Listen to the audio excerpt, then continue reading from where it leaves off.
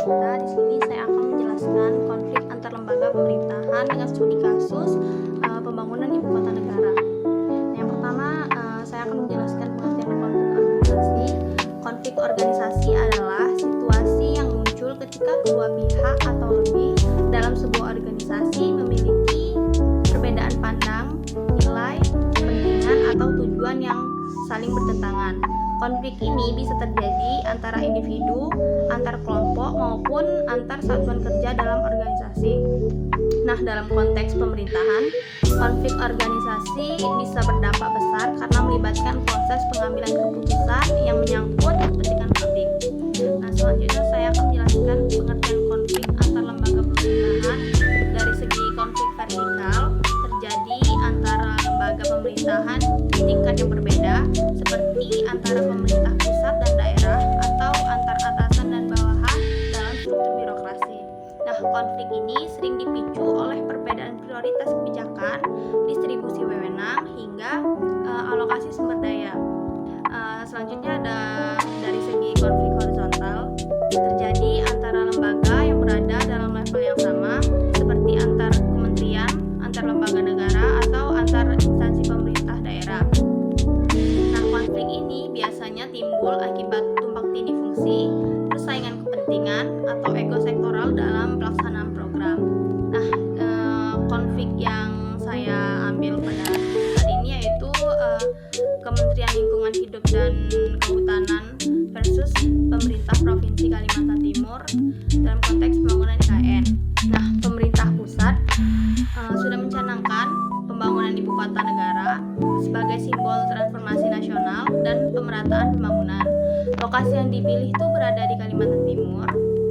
Sebagian besar merupakan kawasan hutan produksi yang berada dalam pengawasan Kementerian Lingkungan Hidup dan Kehutanan KLHK. Nah, untuk mendukung pembangunan ini, KLHK melepas jutaan hektar kawasan hutan menjadi area pembangunan.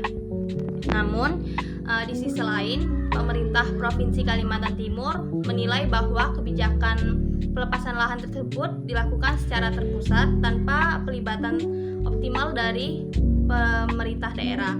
Nah, proses komunikasi dinilai minim sehingga banyak keputusan dianggap tidak merepresentasikan aspirasi lokal. Nah, jenis konflik ini tuh termasuk konflik vertikal karena terjadi antar pemerintah pusat dan pemerintah daerah.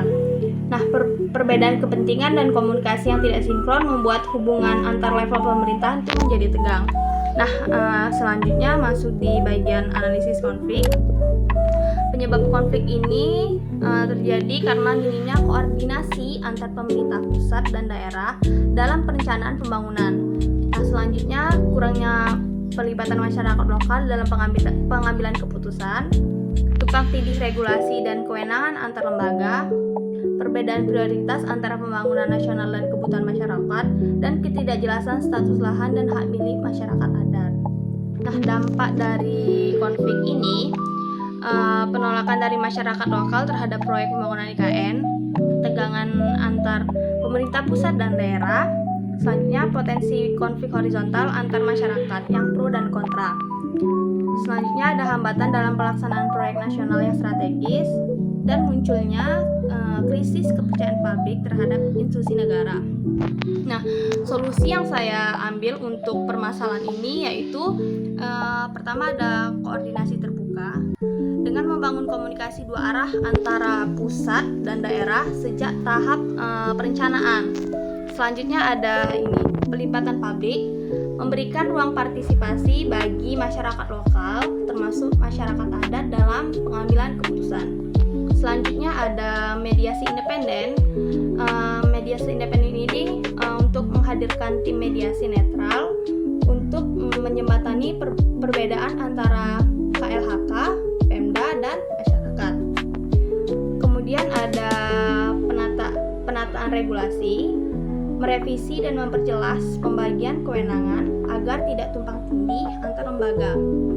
Selanjutnya yang terakhir ada kajian sosial dan lingkungan.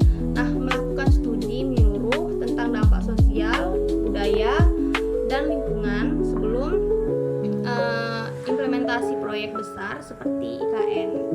Sekian penjelasan dari saya. Terima kasih.